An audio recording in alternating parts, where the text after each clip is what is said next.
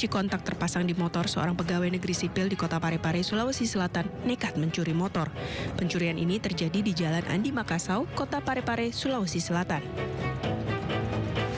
Pelaku berhasil ditangkap petugas Satreskrim Polres Parepare setelah menerima laporan dari korban. Saat ditangkap, barang bukti sepeda motor curian juga turut diamankan petugas. Pelaku ini baru kali ini melakukan tindak pidana pencurian. Motifnya dipakai untuk hari-hari.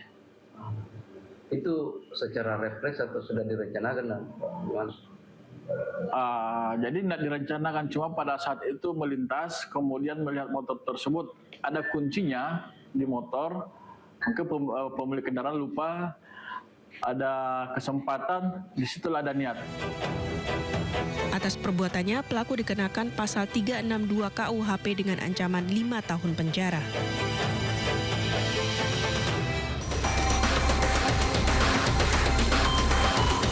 Ribuan ton gelondongan kayu berbagai ukuran menumpuk di Desa Pengidam, Kecamatan Banda Pusaka, Kabupaten Aceh Tamiang, Aceh. Kayu-kayu gelondongan itu menumpuk hingga mencapai 5 meter lebih. Tak banyak yang bisa dilakukan oleh warga sekitar.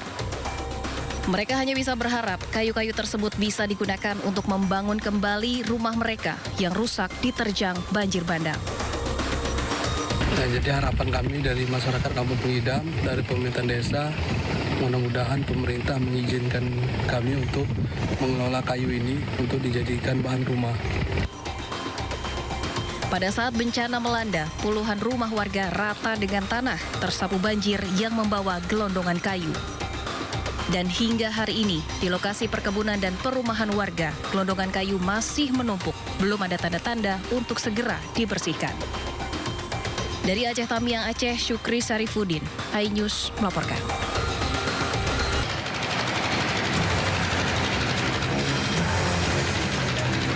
Direktorat Tindak Pidana Tertentu Bareskrim Polri menetapkan tersangka dalam kasus pembalakan liar atau illegal logging di Batang Toru, Tapanuli Selatan, Sumatera Utara.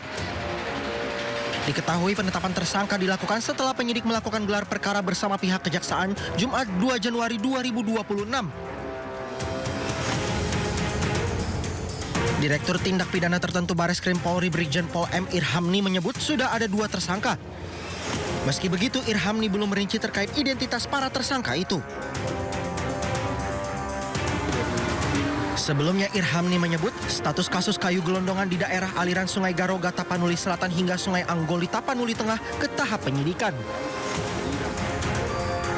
Irhamni juga mengatakan pihaknya bakal menerapkan pasal tindak pidana lingkungan hingga pencucian uang di kasus kayu gelondongan yang diduga menyebabkan banjir dan longsor di Sumatera.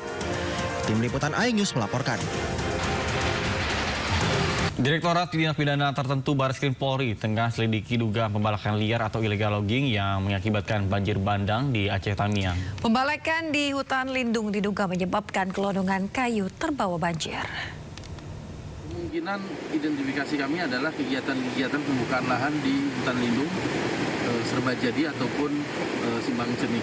Kami penyelidik berusaha keras untuk mendapatkan informasi itu untuk menaikkan proses penyidikan. Terima kasih dari bantuan tokoh masyarakat, kemudian aparat setempat juga sangat mendukung kami untuk menunjukkan tempat-tempat yang diduga adanya pembukaan lahan baik ilegal ataupun legal. Demikian.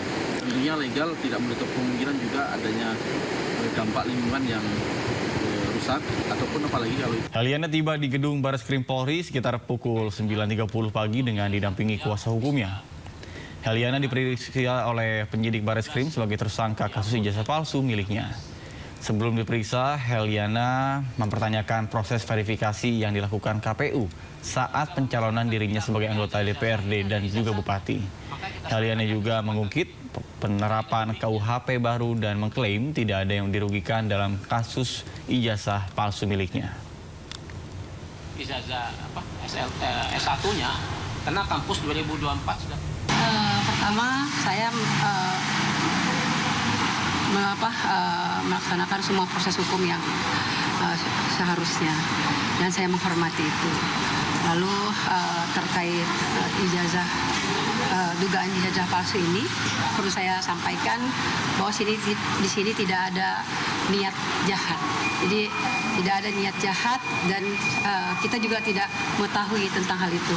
Karena waktu pencalonan DPRD, baik pencalonan Bupati 2018 itu sudah diverifikasi oleh KPU dan ada berita acaranya kita sudah diserahkan. Majelis Hakim Pengadilan Negeri Surakarta menunda sidang citizen lawsuit keaslian ijazah Presiden ke-7 Joko Widodo. Sidang yang diagendakan pembuktian dari masing-masing pihak batal digelar karena bukti yang disampaikan belum lengkap.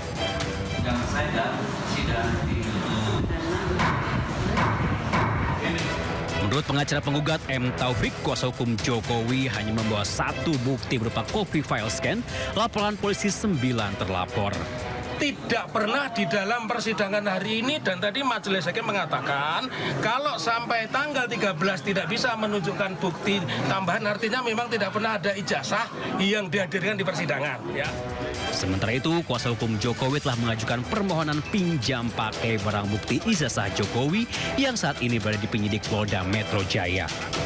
Intinya bahwa ijazah asli Pak Jokowi, baik itu ijazah sarjana Fakultas Kehutanan UGM, ya, Fakultas Kehutanan UGM maupun SMA Negeri 6 Surakarta, aslinya itu ada di bawah kekuasaan Polda Metro yang telah diserahkan oleh Pak Jokowi pada tanggal 23 Juli. Majelis Hakim menunda sidang hingga 13 Januari 2026. Majelis Hakim juga memberikan kesempatan kepada tergugat maupun penggugat untuk melengkapi bukti surat yang diserahkan.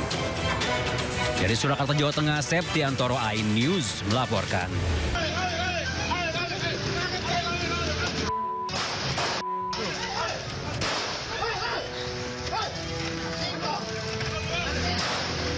Warga Jalan Andong 3 Palmerah, Jakarta Barat dihebohkan aksi penembakan oleh komplotan pencuri motor bersenjata api yang terpergok saat mencuri. Dari rekaman CCTV, korban yang memergoki motornya dicuri langsung mengejar para pelaku.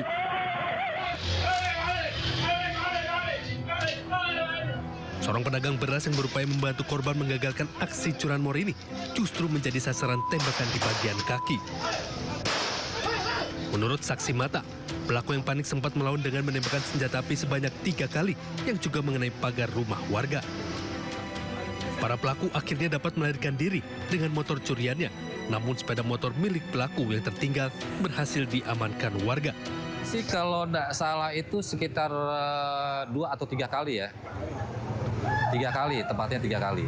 Ya, tembakan itu adalah penjual beras yang di depan sana itu. Ya, kalau tidak salah itu sebelah kanan ya, di daerah betis itu. Ya. Korban luka tembak saat ini dilarikan ke rumah sakit untuk mendapatkan pertolongan medis.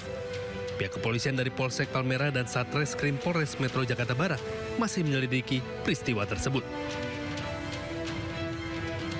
Dari Jakarta, Miftahul Gani, iNews melaporkan.